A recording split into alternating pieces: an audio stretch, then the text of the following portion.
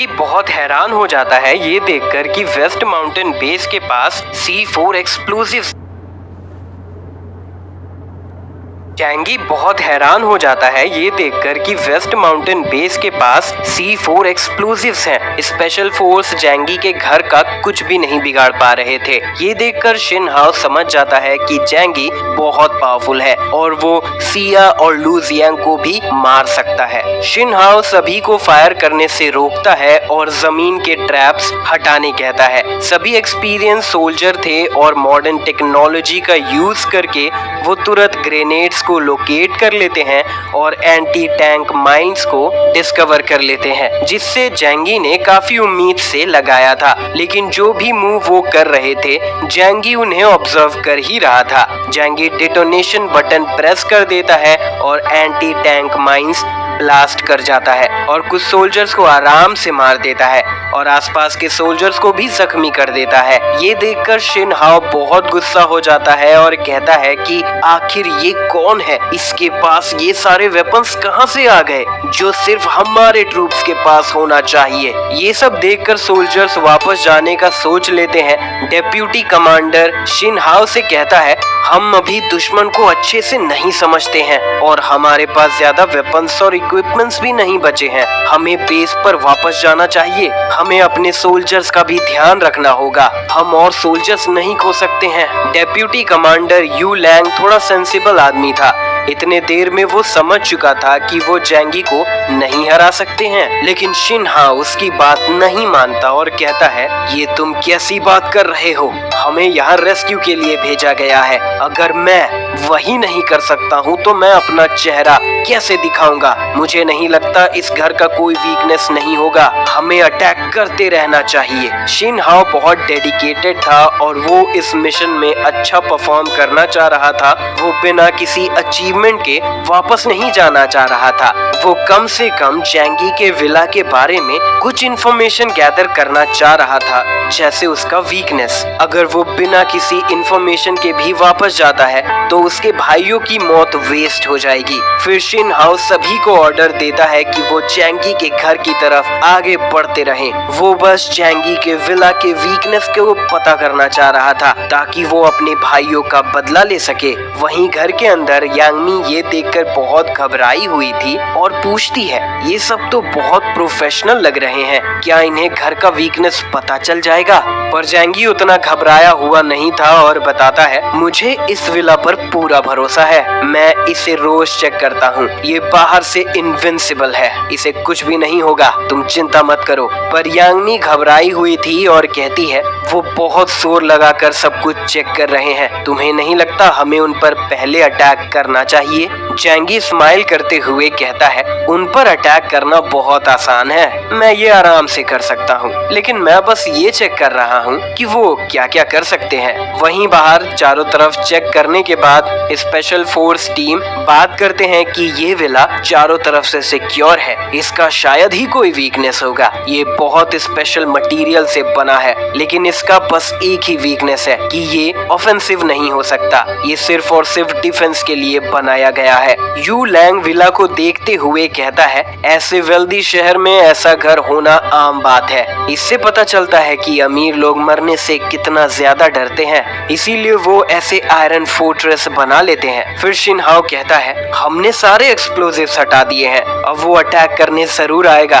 बस मुझे उसका ही वेट है। फिर वो कहता है, क्यों ना हम अपने सारे एक्सप्लोजिव्स को कंबाइन करके उसके घर के एक साइड को ब्लास्ट कर दें और फिर अंदर जाकर सभी को मार देंगे। तभी यू लैंग कहता है, तुम्हें पता भी है तुम क्या कह रहे हो? हमारे पास उतने एक्सप्लोजिव्स भी नहीं हैं। फिर शिन हाओ कहता है, बैटलफील्ड में एक तगड़े बंकर को भी एक्सप्लोड करवाया जा सकता है, अगर हमारे पास एनफ एक्सप्लोजिव्स है तो क्या ये विला एक मिलिट्री बंकर से भी ज्यादा स्ट्रॉन्ग हो सकता है? अगर हम अपने फायर पावर्स को कंबाइन कर देते हैं तो ऐसा शायद हो सकता है। फिर वो लोग अपने सारे एक्सप्लोजिव्स को एक जगह ले जाते हैं, ये सोचकर कि कि ये विला का वीक पॉइंट हो सकता है।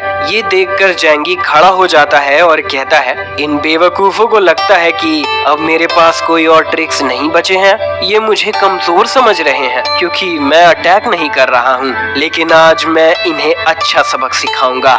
फिर वो जो और यांगनी का हाथ पकड़ लेता है और कहता है, तुम लोग यहीं रहना और शो के मजे लेना। अगर तुम्हें डर लगे तो बेसमेंट में जाकर छुप जाना। वहीं सारे एक्सप्लोजिव्स लगाने के बाद शिनहाओ डेटोनेशन बटन प्रेस कर देता है। तभी वहाँ एक बड़ा सा धमाका होता है और सभी ये सोच रहे थे कि भले ही इतने से दीवार टूट नहीं सकता, लेकिन कम से कम उसमें दरार तो आ जाए जिसका वो फायदा उठा सकते हैं। स्मोक के क्लियर होने के बाद सभी रिजल्ट्स देखने के लिए वहाँ जाते हैं, इस उम्मीद से कि कुछ हुआ होगा, लेकिन वो वहाँ बस एक बड़ा सा गड्ढा देखते हैं और जैंगी के विला को कुछ भी नहीं हुआ था, जिसे देखकर वो हैरानी से उदास हो जाते हैं। किसी को भी भरोसा नहीं हो रहा था कि जैंगी का विला इतना स्ट्रॉन्ग कैसे हो सकता है। वो देखते हैं कि वॉल के नीचे का एरिया किसी ब्लैक मटेरियल से कवर्ड था, जिससे वो समझ जाते हैं कि विला असल में और भी बड़ा है, नीचे से भी। शिनहाओ ये देखकर बहुत हैरान था और कहता है,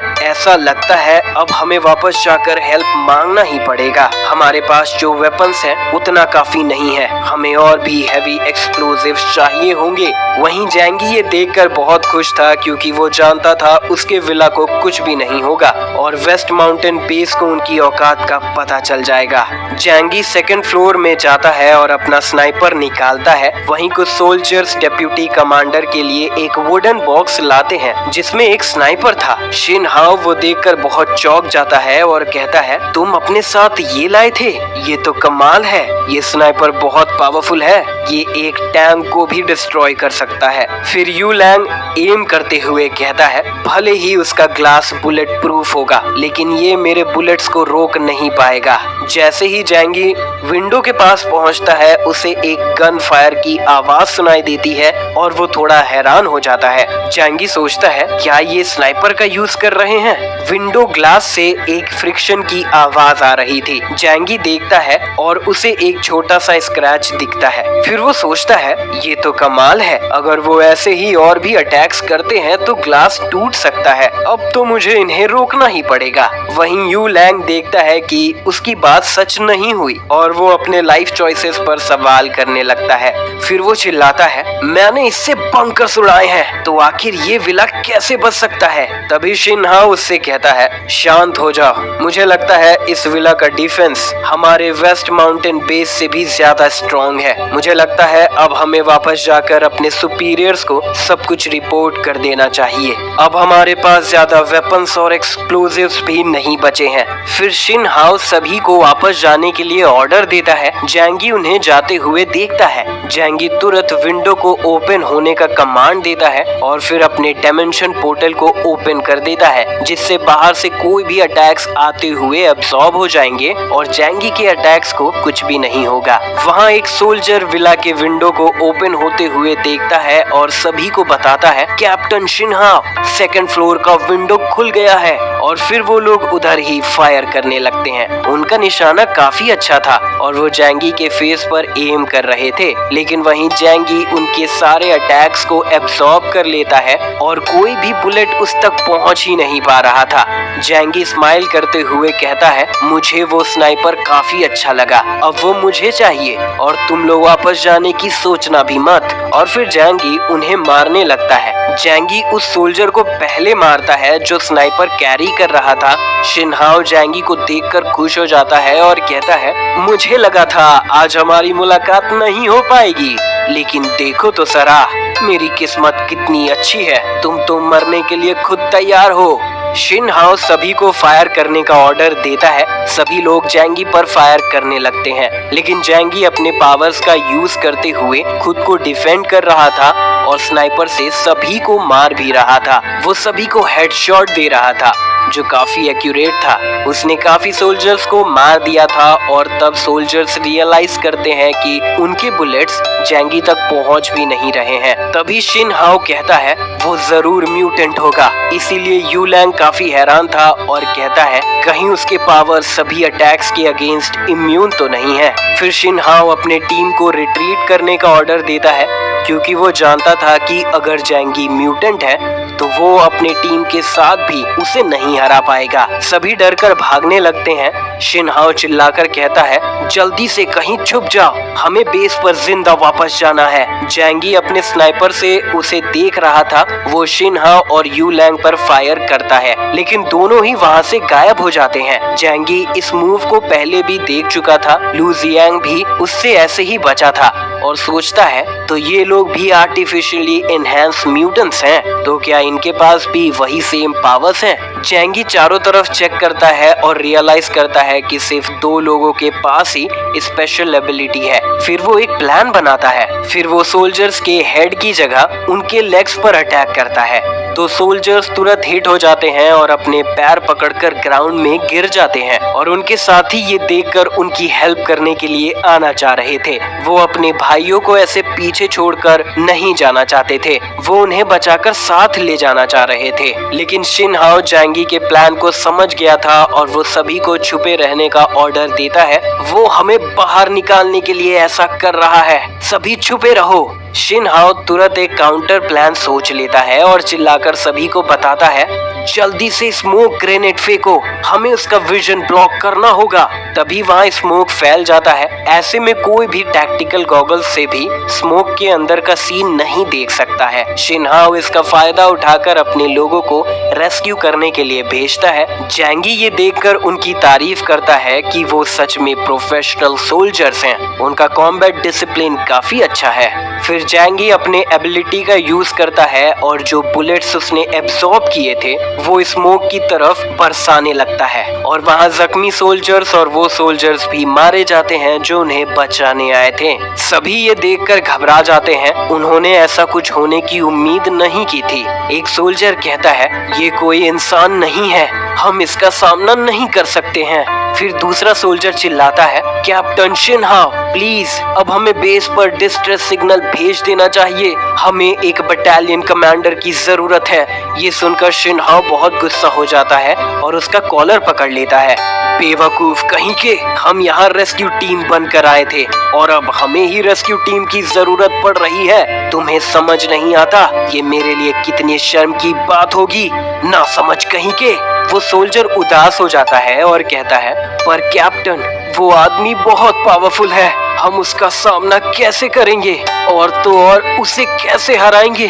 थोड़ी ही देर में उसने हमारी टीम को आधा कर दिया। मैं यहाँ मरना नहीं चाहता हूँ, मैं 4th लाइफ पॉड में पेडल करने के लिए तैयार हूँ। सभी सोल्जर्स घबराए हुए थे, उन्होंने पहली बार ऐसी हार का सामना किया था। डेप्यूटी कमांडर यू लैंग सभी को समझाता है, शांत हो जाओ सभी, क्या तुम देख नहीं सकते हो वो अब भी अपने घर के अंदर छुपा हुआ है, वो बाहर नहीं आ रहा है क्योंकि वो अब भी डरा हुआ है। लेकिन कैप्टन शिन हाओ थोड़ा डरा हुआ था और कहता है, उसका शूटिंग स्किल हमसे भी अच्छा है, वो हमें कभी भी स्नाइपर से मार सकता है, हमें जगह बदलनी होगी। फिर यू लैंग स्नो में ड्राइंग बनाते हुए एक स्ट्रेटजी बताता है। उसके विला में एक भी ब्लाइंड स्पॉट नहीं है, अगर हम उसके घर के सामने दूसरे घरों का ढेर लगा दें तो उसका विजन ब्लॉक हो जाएगा और वो हमें एम नहीं कर पाएगा, फिर हम आसानी से एस्केप कर पाएंगे। जैंगी उन्हें देख ही रहा था, वो उनके एस्केप प्लान को समझ गया था कि वो क्या कर सकते हैं।